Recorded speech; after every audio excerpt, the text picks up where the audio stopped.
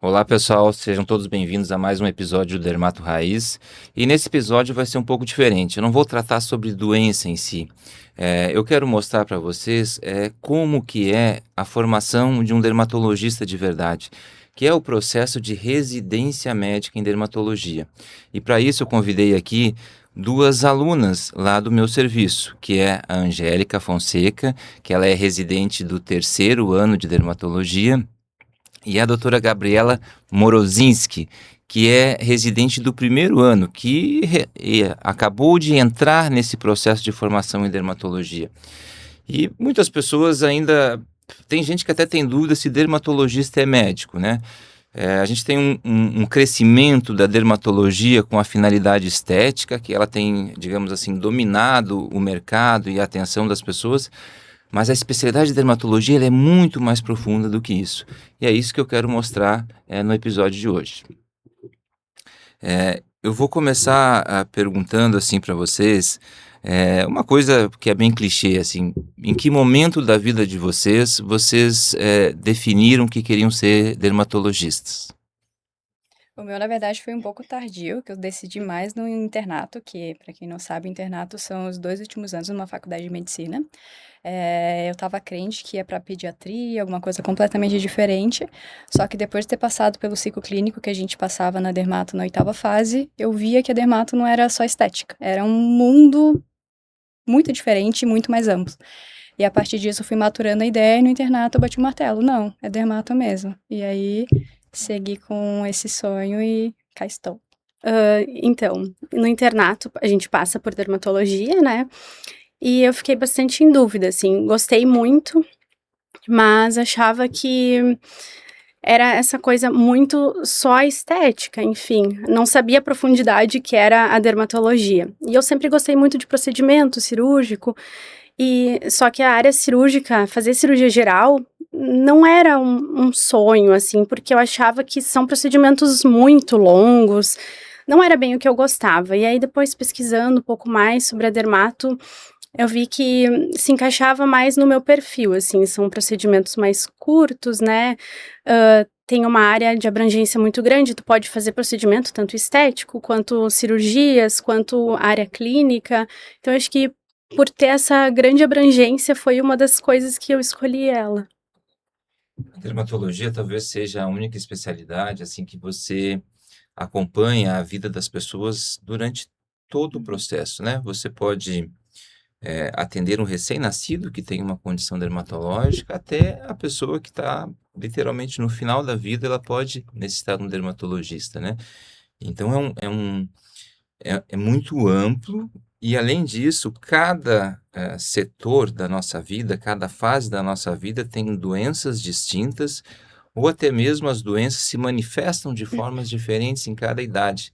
Então, realmente, eu acho que é a especialidade médica existe o maior número de diagnósticos possíveis, porque você precisa saber e conhecer da parte de fisiologia, da parte da patologia e precisa ainda entender como isso se manifesta nos diferentes Uhum. estágios da nossa vida, né?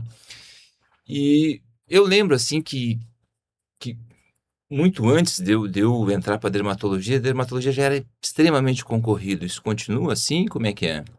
Muito, eu acho Bastante, que né? hoje em dia, acho que é a bate ali com oftalmo, eu acho, mas acho que dermato, por esse boom, né, também do pessoal, eu acho que aumentou bastante eles quererem fazer na dermato, justamente eu acho pelos procedimentos estéticos, assim, tanto que a gente vê bastante gente indo para a área da pós-graduação também, né.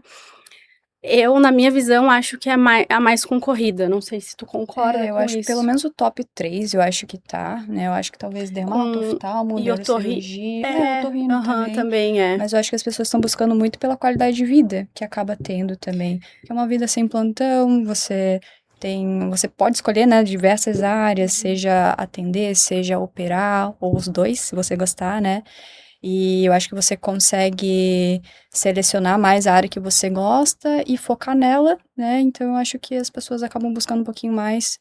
E também eu acho que tem a questão de você poder ter um rendimento a mais por conta do procedimento, né? Pensando nessa área financeira, mas não necessariamente só isso.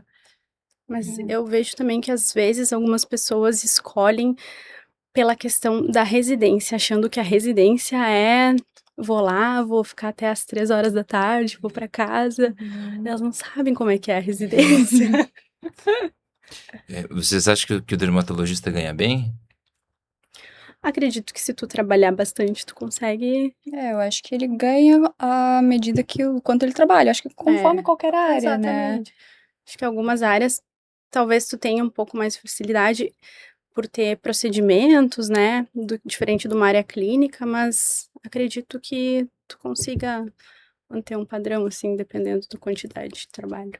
E, e assim, para as pessoas que estão nos ouvindo, né, como é que é um serviço de residência médica, né? Então, para se intitular uma residência médica, ela precisa ter algumas aprovações. A primeira aprovação é da Sociedade Brasileira de Dermatologia, que faz digamos assim, um credenciamento do serviço. Existe uma série de requisitos, eles são tanto físicos e estruturais, então o hospital precisa ter uma variedade e oferecer uma quantidade necessária de atendimentos para que os residentes possam treinar e performar. E também existem requisitos de qualificação do pessoal, né? Então, os profissionais envolvidos na orientação desses residentes também precisam ser capacitados. A definição de residência médica é o treinamento sob supervisão. Então, o ideal é que um hospital tenha um volume de serviço adequado e um corpo clínico, né, adequado para efetuar o treinamento desses alunos. E também existe o credenciamento do MEC, que é do Ministério da Educação, que chancela aquele serviço como sendo qualificado para formar novos médicos especialistas e, obviamente, também no nosso serviço é o MEC que paga a bolsa do aluno, né? Que hoje vocês recebem quanto? Acho que a Angélica sabe mais, porque eu não recebi ainda. Qual é o Eu acho Pix? que o bruto, o Pix, o É o limpo Pix. já é 3.600. 3.600 também. Então, basicamente, não é fácil ter um serviço de residência ou estruturar um serviço de residência, não são todos os hospitais que dispõem da estrutura mais o corpo clínico para poder oferecer, né, um serviço de qualidade. E o que assim eu vou começar com você, Gabriela, assim, que isso está fresco na sua memória, o que mais te surpreendeu nesse mês que você está no serviço? Eu estava conversando isso com a Angélica hoje, inclusive, com certeza foi o número, a quantidade de doenças diversas, assim. Eu acho que na primeira semana, inclusive foi um episódio com o senhor que eu atendi uma doença que eu nunca nem tinha ouvido falar, assim. Isso se repetiu várias vezes, né? A gente sabe, antes de entrar na residência durante a faculdade, que a dermatologia é uma das especialidades que mais tem doenças, né? Catalogadas, enfim.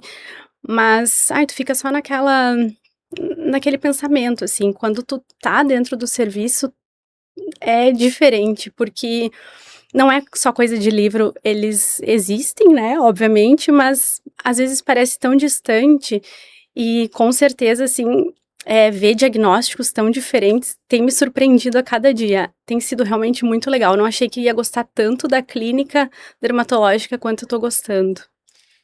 Eu já tenho, né, um pouquinho de caminhada, assim, e eu estou muito longe de ver talvez 60%, 70% dos diagnósticos nomeados, né, na dermatologia ou até mesmo as variações, que é o que eu comentei antes, né?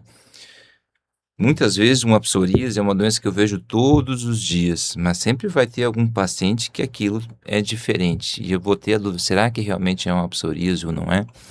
Ou será que aquele paciente está tomando algum medicamento que está modificando a apresentação clínica daquela doença? E são muitas variáveis para que você chegue a um diagnóstico, né? Entre algumas coisas, para mim, que me surpreenderam, eu tinha sempre uma ideia, assim, antes de entrar na residência, não, se eu não sei o que é, eu vou fazer uma biópsia e já vai resolver essa situação, o patologista vai me dizer o que é. E hoje a gente vê que a biópsia é somente mais um detalhe. Muitas vezes o exame clínico, a experiência do profissional, o conhecimento, a base fundamental, que é o exame físico, que é a anamnese, é o que a gente utiliza para fechar o diagnóstico, né?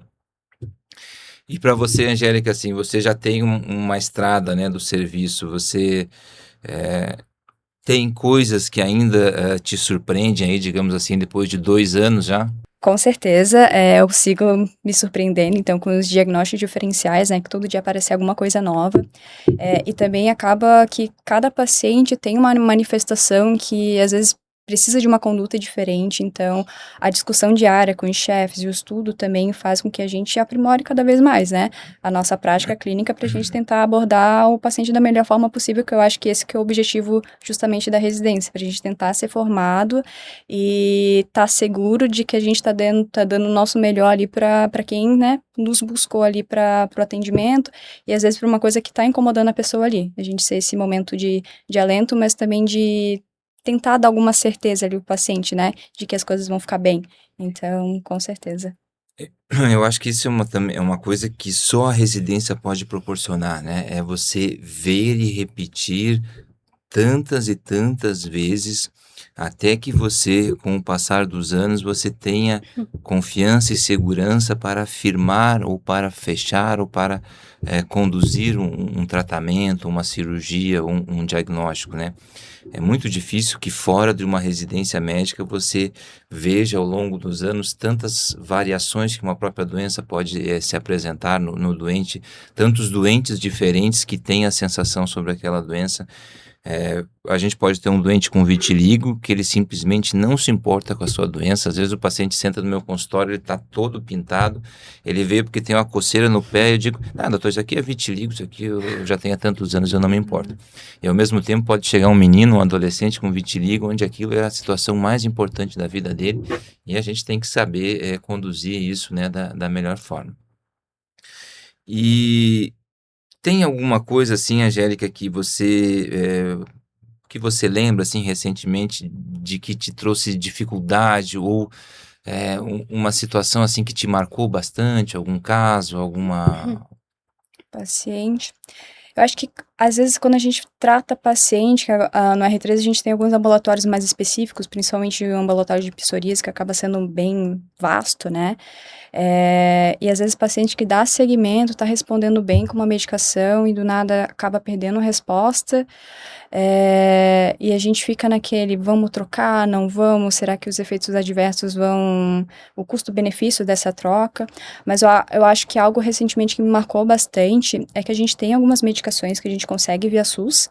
A gente estava até acompanhando uma paciente com dermatite atópica, ela tem 25 anos, e atualmente ali pelo PCDT, a medicação que ela fazia uso não está mais disponível. E aí ela do nada parou de usar a medicação e a gente ficou meio que sem muito o que fazer, né? Porque como a medicação acaba sendo cara e a gente acaba entrando junto com o paciente, né? Porque, claro, se a medicação ela piorou do quadro e a gente mantém ali dando suporte, mas é isso, tem coisas que a gente tem o conhecimento, tem o domínio, mas essa parte burocrática às vezes Amarra o acaba profissional, né? prendendo.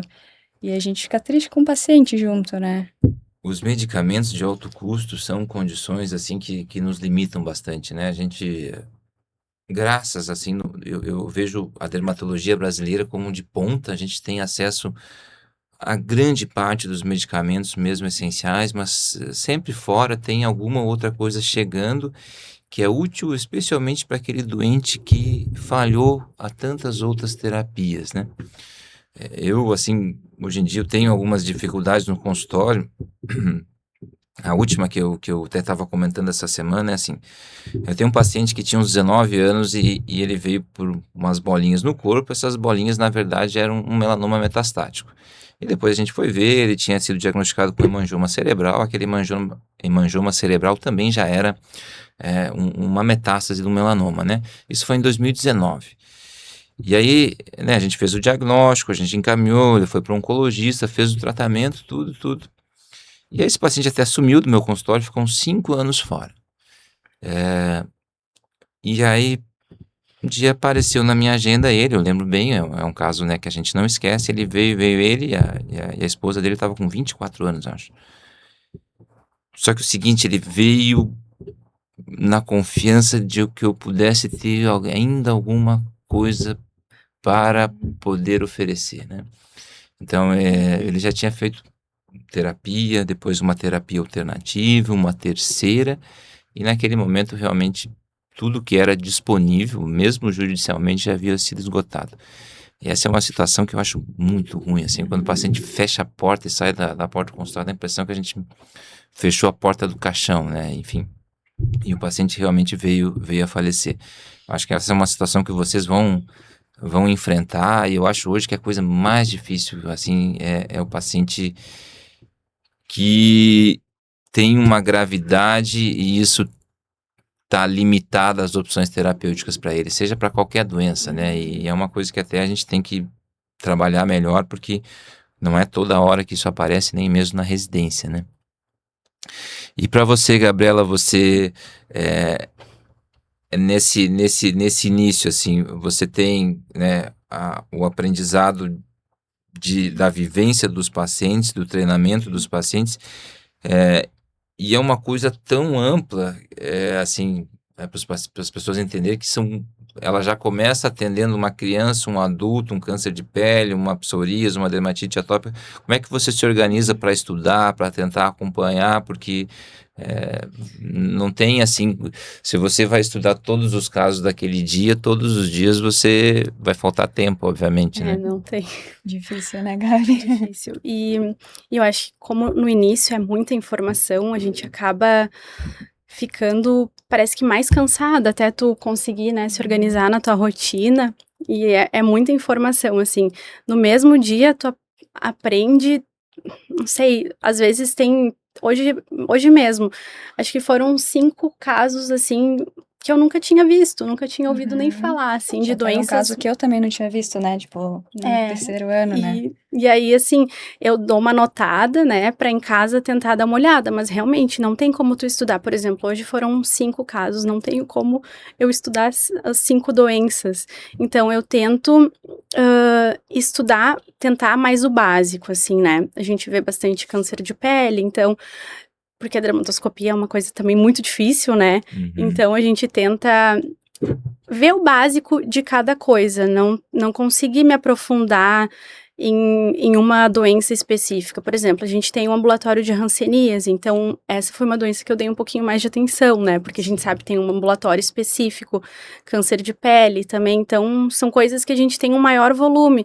Não tem como agora no início, porque as doenças, talvez eu vi hoje, não sei quando que eu vou ver de novo. Claro, eu tenho que estudar depois, mas não é uma recorrência tão grande, então eu tento, estudar mais aquilo que eu vejo mais, pra tentar dar conta. Isso. Assim, para as pessoas entenderem, né, a gente organiza o serviço, né, em residência, né, a gente chama de R1, o residente do primeiro ano, que é aquele que entrou no serviço. E o R3 é o residente do terceiro ano, que é aquele que vai se formar. E sempre que possível, a gente tenta organizar aquilo também em complexidades, né, para que o R1 ele consiga aprender todos os conceitos básicos. À medida que vai avançando para o R2, ele já vai gerenciando ambulatórios mais complexos.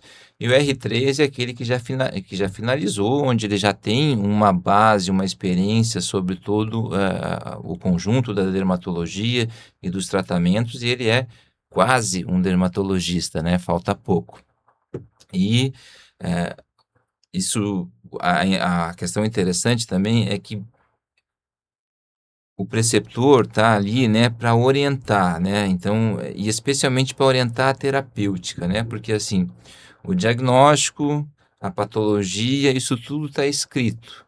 Agora, a experiência de um tratamento, por exemplo, você vai ler num livro, o tratamento para tal doença é A, B ou A mais C. E esse caso que falhou ao A, ao B e ao C, aí entra a experiência do preceptor, do professor, para orientar, porque ele já viveu também aquela situação outras vezes e sabe que aquilo talvez possa responder a outras alternativas. Então, o preceptor ele está para passar mais a experiência, porque o aprendizado em si, numa residência médica, ele é totalmente dependente do interesse do aluno, né? Eu queria ver com a Angélica, assim, você tem medos, assim, né, inseguranças ainda? Como é que está o teu processo quando você estava de R1, como você está com R3 agora, né? No começo tudo é novo, hoje você já tem dezenas de situações que se repetem Uhum. algumas todos os dias. Como é que você lida com essa segurança que você tem hoje para conduzir os casos e quais situações você ainda talvez ache que não esteja totalmente preparado? Lembrando que 100% preparado eu não estou e ninguém dentro da dermatologia pode se considerar, né? Porque sempre vai ter alguma situação diferente para enfrentar. Eu acho que no comecinho, bem como a Gabi falou, né, a angústia de saber praticamente nada, né, porque a dermatologia é completamente ampla. É claro, com 2 anos de residência já deu para aprender bastante coisa. Eu acho que a angústia atual é mais saber as complexidades de cada coisinha. Então a gente sabe o básico muito bem, mas é aquele detalhe ou aquela exceção que eu ainda, às vezes, eu preciso do chefe para discutir, né, para saber, qual que é a melhor conduta nisso. E às vezes a gente fica, né, um pouquinho ansioso. Poxa, será que eu vou conseguir fazer a coisa certa quando for eu sozinha? Então, eu acho que, como falta agora 1 ano, é isso, discutir mais os detalhes, para tentar preparar um pouquinho melhor. Mas acho que é um pouquinho de ansiedade acaba ficando um pouco de qualquer forma, né? Você sabe que essa questão acho que só acaba o dia que você saírem É, mesmo residente, né? Porque aí abriu a porta do consultório, o paciente está na tua frente tem que se e virar, você né? tem que se virar, tem Uhum. que decidir, tem que resolver, tem que ajudar o doente, né? E você, Gabriela, tem medo de deixar passar um melanoma, não? Eu tenho. E eu estava falando também que a gente estava conversando, né? Ainda mais nesse início, depois da jornada ali, inclusive, que parece que qualquer coisa pode ser um melanoma, assim, coisas muito sutis, né? Tenho medo, com certeza tenho medo. E eu acho que esse é o maior medo, assim, Uhum. inclusive em relação aos cânceres de pele, né, que a gente estava conversando. Uma coisa é tu deixar um vaso ali que o paciente vai retornar, mas um melanoma dá um Uhum. medo. É uma doença que tem, obviamente, né, o potencial, né, de trazer um dano, né, muitas vezes até irreversível para o doente e eu acho que o especialista, ele vai aprendendo nuances para realmente não deixar escapar, né? E isso é a experiência, né? Por isso que é vocês verem tantos casos, é ver o meu caso, ver o caso do colega, ver o caso do outro colega, ver o caso que o patologista mandou e ver o caso Uhum. do curso também. Porque quanto mais a gente vê, mais detalhezinhos a gente pega sobre aquela doença, sobre a dermatoscopia, sobre aquele tipo de evolução, para que a gente sempre possa suspeitar e possa não deixar passar, né? Então, o especialista ele vai ter que ter responsabilidade de diagnosticar um melanoma difícil, né? Melanoma é um tema complexo porque é difícil, às vezes, eu particularmente não consigo entender como um paciente com um melanoma de 10 centímetros nas costas, ele chega para consultar. Como é que ninguém viu ou ninguém alertou isso antes, né? Mas o especialista, ele tem essa capacidade de ir lá e detectar aquela lesão que não é clássica, aquela lesão que é um pouco diferente, e vocês vão aprender isso aí e vão se sentir bem seguras até o final, de poder diagnosticar aqueles melanomas extremamente raros também, né? E como é que é a rotina de vocês? Como é que funciona? Eu sei dos meus dias que eu estou no serviço, mas no restante, você explica para a gente aí como é que é a estrutura da residência médica. Bom, eu vou falar do R1, né? Tá, então vai Então, lá.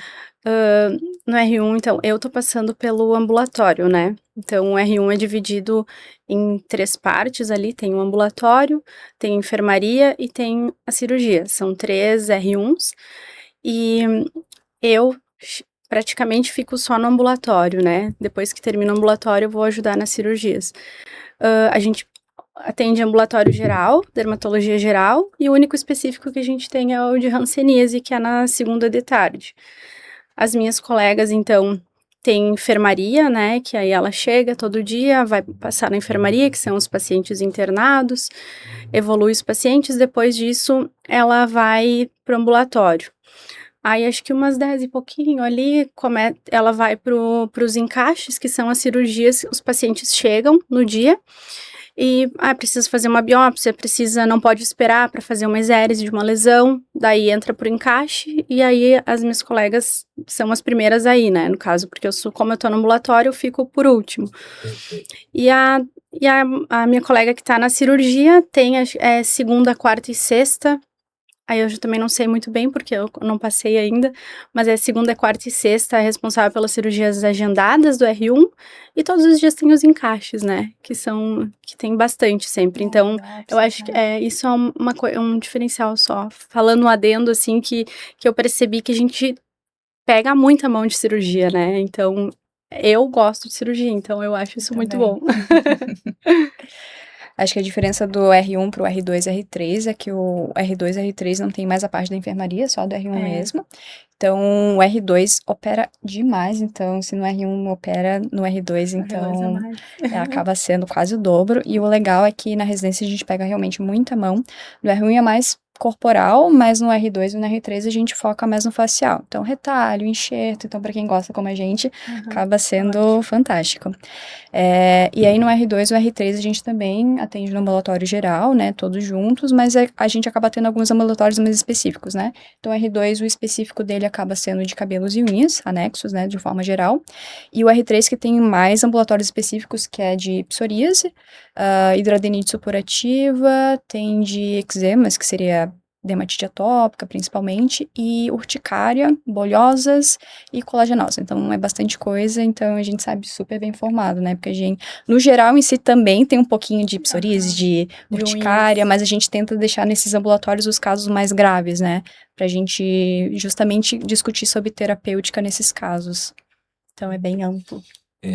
Normalmente, né, o que se chama de ambulatório geral, onde às vezes pode vir tudo, né, mas os casos muitas vezes são menos complexos, ou são as primeiras consultas, né, são os doentes que vêm referenciados pelo sistema de saúde e tem a sua primeira consulta naquele dia. Aí ele é atendido, ele é diagnosticado e a partir daí, dependendo da gravidade do caso, ele vai para um ambulatório específico, que no ambulatório específico geralmente há um chefe, né, há um preceptor que tem experiência naquela doença, tem alguma especialização sobre ela, e dali aquele doente vai seguir o seu acompanhamento sempre num ambulatório específico, né? Isso aí.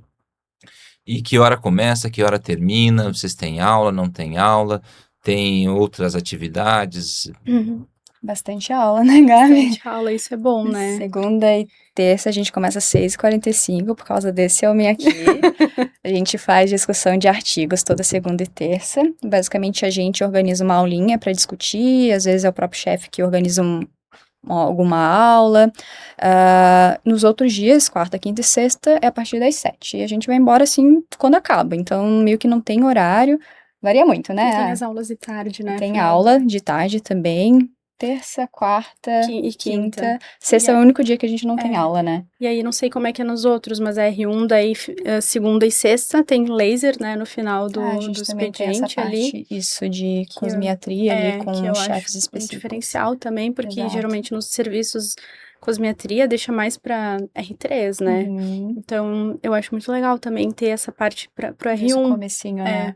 Lá realmente a gente já vai pegando mão, e no R3 realmente tem um ambulatório de cosmetria, que eu até acabei esquecendo de falar, que a gente foca mais em injetáveis, coisas mais, né, que demandam... Estética mais, exatamente, né, com uma maior delicadeza, então a gente vai aprendendo aos pouquinhos ali, laser, peeling, mesmo skincare, né, e aí no R3 a gente faz essa parte um pouquinho mais específica mesmo. Isso a gente está comentando do nosso serviço, né, que é o Hospital Santa Teresa, né, quem tá ouvindo e às vezes pensa em fazer especialidade, nem todo hospital tem a mesma estrutura, né, a gente tem como característica ter um alto volume de atendimentos. Eu estava vendo os dados ali com a administração do hospital, ano passado foram 42 mil atendimentos, né, isso passa de 4.000 atendimentos por mês, né? Então, a gente atende muita coisa. Consequentemente, a gente vê muita coisa, muita doença, muita variação de doença.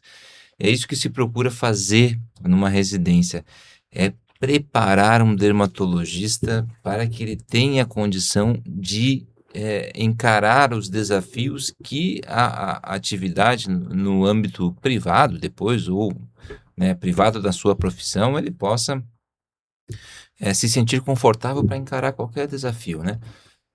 Vou dar um exemplo, às vezes, assim, a pediatria. Os pediatras manejam de forma excelente grande parte das dermatoses das crianças, né? Mas ele vai encaminhar para o dermatologista aquele caso que é diferente, que é difícil, que passou, que já fez vários tratamentos e não conseguiu. Então, por isso que o dermatologista formado num serviço é o profissional capacitado para manejar os casos complexos, né? E é isso que essa experiência, essa vivência, essa repetição de processos e de casos proporciona para quem realmente faz a residência médica, né? Vou perguntar para vocês a maior mentira sobre a dermatologia. Ai, maior mentira, aquela resumida em fazer um botoquinho. Eu acho que muita gente vê a dermatologia como, Muito tipo, superficial, estética. né? Eu acho Basicamente estética. Exato. Eu acho que essa é a maior mentira, que é o detalhe do detalhe do Eu acho que detalhe. ninguém vê a dermatologia na profundidade que ela é, nessa gama de doenças, assim. Eu acho que realmente acham que a dermatologia é fazer um cursinho de final de semana aqui, que eu vou ser dermatologista. Não. Eu sempre digo assim que estética sem base, né, é um risco assim, para o doente, para as pessoas, porque você pode treinar e fazer um procedimento, né, mas a impressão é que você aprende de fora para dentro, né? Enquanto o dermatologista, ele aprende de dentro para fora, né? Ele sabe toda a base, todo o funcionamento, toda a fisiologia, tem todo o treinamento, e a partir daí ele vai acrescentar procedimentos para aprimorar aquilo que ele já sabe. E um outro mito que costuma ter muito, assim, que até os outros profissionais usam, é que a residência não prepara o dermatologista para fazer estética, né? Eu acho que não há nada no mundo que prepare mais do que uma residência médica. Se você sabe cuidar de um grande queimado, você vai saber cuidar de um peeling profundo com toda a propriedade. Se você sabe diagnosticar uma complicação, seja por um vírus, seja por uma doença bacteriana, seja ela oriunda de qual, se você sabe manejar um quadro grave, uma complicação de um preenchedor, você certamente vai saber identificar antes, vai tomar decisões mais assertivas, decisões mais precoces que fazem a diferença na vida do paciente. Todo mundo vai ter complicação. E quanto mais a gente faz, mais perto isso está, né? Eu faço muita cirurgia, eu tenho a minha taxa de complicação 2, 3%, porque é inerente muitas vezes ao paciente, ao procedimento, à complexidade do caso, e todo mundo vai ter complicações. A importância é que um profissional preparado e qualificado da forma correta, ele vai estar preparado para dar a abordagem correta e assertiva e no time certo para resolver aquela complicação com o menor risco de sequelas possíveis para o doente, né? E voltando assim um pouco, né, para essa questão de estética, assim, muitas vezes, né, os residentes têm uma ansiedade grande de fazer, de ter mais e mais e mais estética, né? Depois de formado, vocês vão ver assim que fazer um botox é uma coisa muito simples perto de tudo que vocês aprendem durante o procedimento. E é claro que não tem como numa residência fazer 500 botox durante um serviço, né? Mas o fato de vocês lidarem com tantos outros procedimentos, com tantas cirurgias, vocês sabem a anatomia de ponta a ponta, vocês veem o músculo durante os procedimentos, os nervos, as artérias, vocês vão saber manejar, acertar o plano correto do procedimento certo, e com certeza vocês vão ter também resultados melhores do que aquelas pessoas que não passam por todo esse processo, né? E a dermatologia ela é muito ampla, ela vai permitir depois, que formado, que vocês atuem naquela área que vocês mais se identificam, né? Eu hoje praticamente só lido com câncer de pele e cirurgia micrográfica de moço e algumas doenças, né? Faço algum procedimento estético, mas é muito pouco quando comparado com algumas colegas minhas. Primeiro porque elas fazem aquilo com muito mais repetição, elas são melhores do que eu em fazer um preenchedor, fazer toxina, eu não tenho uma gana por viver e fazer esse tipo de procedimento todos os dias, mas vocês vão ter essa liberdade de fazer se assim desejar. Tem gente que só atende criança, tem gente que, como o Dr. Gustavo, só faz psoríase, doença eritema escamosa. A vida depois vai levar vocês para o caminho que vocês mais vão se sentir confortáveis em atuar e trabalhar, né? E é uma especialidade que depois dos 3 anos vocês ainda vão precisar pincelar alguma coisa sobre alguma determinada patologia específica para terem ainda mais segurança em executar os procedimentos. Porque assim, eu faço cirurgia. Mas às vezes tem algum profissional, algum outro colega, e existem, eu conheço vários deles que são melhores que eu, né? Se vocês puderem fazer um estágio com essa pessoa que tem mais experiência que eu, isso também vai ser importante. Então, a dermatologia é um aprendizado constante, mesmo depois da formação, porque as doenças mudam, o conhecimento sobre a doença muda, doenças novas aparecem, tecnologias novas aparecem, e é isso que torna a dermatologia fantástica. Vocês sempre vão ter que estar estudando e se preparando para as coisas que vão chegar. E isso é para a vida toda, até o último dia em que vocês decidirem permanecer nessa profissão. O que que tu acha que faz um dermatologista ser assim realmente bom? Eu acho que o dermatologista, ele estuda bastante e ele tem eu acho que a palavra talvez seja respeito, sabe, ele tem talvez seja cuidado a palavra, tem muito cuidado, com exageros, e ele sabe dos efeitos colaterais que às vezes algo pode gerar, então ele acaba fazendo as coisas que ele sabe que vai ser seguro para o paciente, para, claro, assim como a Um gente zelo falou, pela né, saúde. zelo, porque tudo tem um efeito adverso, tudo pode evoluir com uma complicação, mas quando a gente estuda e a gente sabe que algo pode ter mais danoso, a gente vai tentar evitar e explicar isso para o paciente. Ah, sei lá, não vou preencher o teu nariz porque isso pode levar para uma complicação, né? Isso pode levar a uma obstrução ali, isso se é algo grave, então vamos evitar. E talvez se você aprendeu num curso de final de semana que você pode fazer um preenchimento de nariz, você pode. Mas e o risco? Você sabe manejar isso? Ou tu pode fazer, mas naquelas características ou naquele paciente, provavelmente o risco é muito maior do que um Exato. paciente que não tenha determinada patologia ou não tenha alguma associação, né, com alguma outra condição que possa facilitar, né, por exemplo, uma oclusão arterial. Eu acho que a gente sempre volta pro mais básico, né, que é a anatomia. Tu tem que saber anatomia, Exato. porque às vezes enfim, não sei como funciona esses cursos de final de semana, mas a pessoa não estudou lá 6 anos que a gente fez anatomia, né, a gente tinha lá durante a faculdade, e a gente segue estudando anatomia, porque a gente esquece, tem que relembrar, tem que aprender as minúcias, né, as coisas, os refinamentos, então eu acho que anatomia é o básico, mas é uma coisa que nunca dá pra parar de estudar, né, porque é isso, ninguém é igual, né, anatomia é diferente em cada pessoa, então, como o senhor falou, todo mundo vai ter alguma complicação, então tu tem que saber manejar, então, tu sabendo anatomia, tu consegue tentar escapar disso, né, mas, enfim.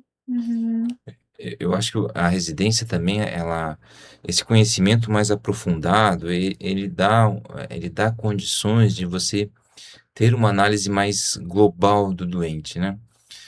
Eu vejo muito assim, por exemplo, existem os procedimentos da moda. Então tem a plataforma que algum artista ou influencer faz, e isso é assim, na prática, na secretária tem todo mundo. Ah, tem a plataforma tal aí na clínica que eu quero fazer.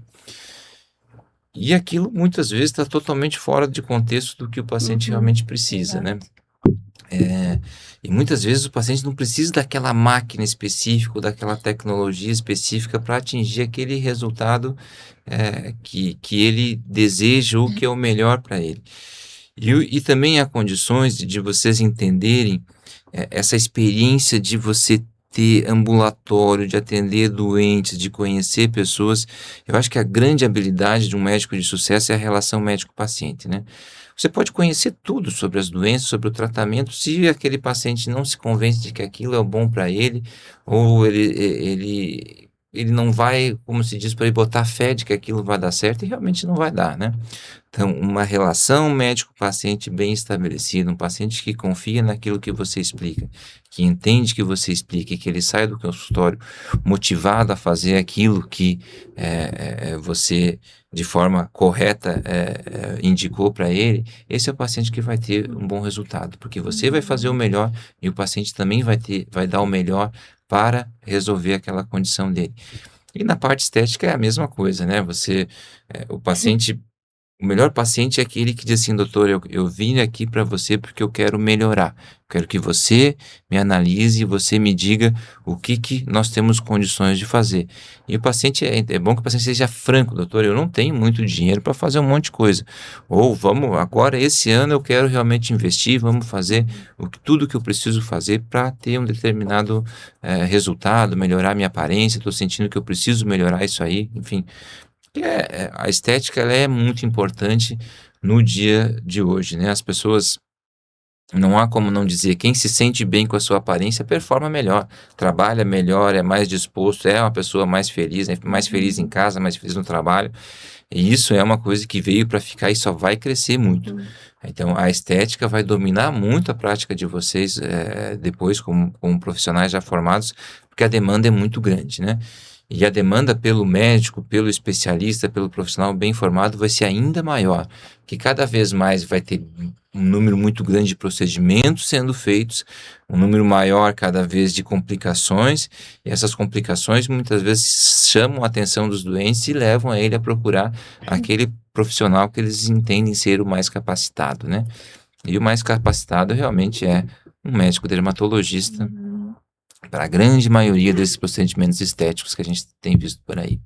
E acaba que sempre, a maioria das vezes dá uma complicação, quem vai resolver é o médico, né, médico dermatologista. Então, no fim, sempre é quem estuda mais, né, sobre isso. A gente tá com uns casinhos bem complicados lá no hospital justamente disso. Hoje, inclusive, tinha também uma paciente com uma complicação, né, Exato. que fez com um profissional e aí veio pra dermatologia resolver, né.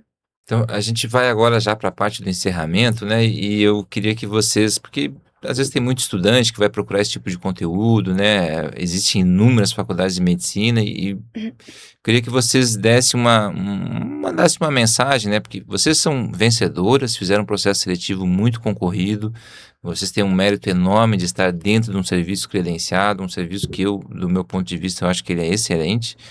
E essa motivação, porque é uma montanha que você precisa subir nesse processo seletivo, né? E muitas vezes parece que aquilo está distante e as pessoas acabam desistindo ou acabam procurando caminhos alternativos para se tornar um dermatologista, que até eles podem existir, né? Eu queria que vocês me dissessem se vale a pena. Com toda certeza. Com certeza. né? Eu acho que, por mais que às vezes o caminho seja um pouquinho mais demorado, um pouco mais árduo, eu acho que no final vale a pena, assim, eu não me arrependo de nada, não me arrependo nem um minuto, assim, se não tivesse passado esse ano, eu com certeza teria estudado de novo. Em alguma época eu ficava pensando em segundas opções, mas eu pensei, não vou, porque eu não. Uma hora eu vou conseguir e dá certo. Se tu estuda, se tu tem perseverança, se é isso que tu quer, tudo vale a pena, assim. Então, eu acho que existem caminhos alternativos, mas no meu ponto de vista, esse é o melhor caminho, assim, para tu se tornar um profissional bom mesmo. Não tô dizendo que outros caminhos não se tornem profissionais bons também, mas esse caminho vale a pena, é muito recompensador. Até porque, como a gente discutiu, né, a gente tem o contato com várias áreas da dermatologia dentro da residência, né? Porque a dermatologia não é apenas um segmento. Então, tá num serviço que, por exemplo, o nosso atende o estado inteiro, acaba sendo uma referência em várias áreas, câncer de pele, hanseníase, enfim. Então, a gente acaba, no final, sempre fica aquela questão de será que eu estou preparada? A gente acaba nunca estando, mas a gente fica um pouquinho mais confiante, né? E de no final ver que o teu chefe dá esse feedback positivo e o teu chefe é uma pessoa que você confia porque você vê as condutas deles, faz sentido, você vê tudo ali e acaba aprendendo ainda mais ali com a prática de quem tem anos de vivência com isso, né? Então, com toda certeza. Às vezes você tem que acordar 5 da manhã, a gente acorda 5 da manhã, mas vale a pena no final do dia, né? No final do dia, quando o paciente agradece, que a gente explica o que ele tem e ele vê que ele tem tratamento para aquilo, né? Tem um segmento para as coisas melhorarem. Então, isso acaba sendo gratificante, né? E Então, tu consegue ver o quanto a dermatologia muda a qualidade de vida das pessoas, né? Porque tem pessoas que, enfim, a pele, o nosso maior órgão, né, tá todo danificado, enfim, e tu dá uma qualidade de vida absurda pra pessoa. Tu vê que a pessoa fica grata, né, por tu ter devolvido o básico, né, que é tu exato. ter uma qualidade O de legal da vida. dermato é isso, né? A gente tá vendo junto com o paciente, né? Então a gente acaba sentindo com ele junto. Sim. Então é muito gratificante a gente ver a melhora dele e a gente realmente vê, né? Então isso é muito legal. E assim, acho estudar no livro é óbvio que é muito importante, né, mas nada substitui a prática. Tu vê tá ali todo dia vendo, e o livro é um manual, assim, né, nunca vai ser, tem coisas parecidas, enfim, com o livro, mas não vai ser sempre igual ao livro. Tu tem coisas diferentes fora da caixinha que tu tem que pensar, A então maioria, né? Até quando aparece uma casa de livro, a gente fala, nossa, esse aqui é casa de livro, que né? exatamente, E mas que a não é maioria todos, né? É um ou outro e realmente tudo tem a tua variação, né? E a gente tendo uma equipe grande, uma equipe bem formada ali para discutir isso, acaba sendo bem E acho que diferencial. se fosse essencial somente o livro, acho que não existiria residência, né, não teria por que ter a Sim. prática, mas por isso que é tão importante a prática. E a carga horária maior pra tu passar um bom tempo ali e ser mais rico de vivência, né. Exato. Tem muito paciente, é cansativo, Mas é mas tem a recompensador, parte né. boa, exatamente.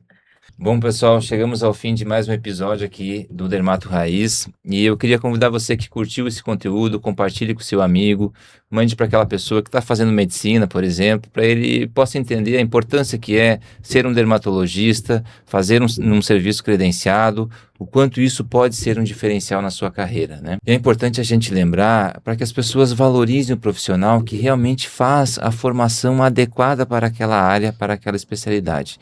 Lidar com a saúde das pessoas exige responsabilidade.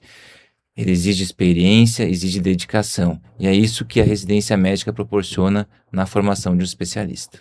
Bom, meninas, eu agradeço muito a presença de vocês. Vocês, eu acho que contribuíram bastante para que a gente pudesse mostrar para as pessoas, né, como funciona, a importância da residência médica na formação de um médico, né, de qualidade.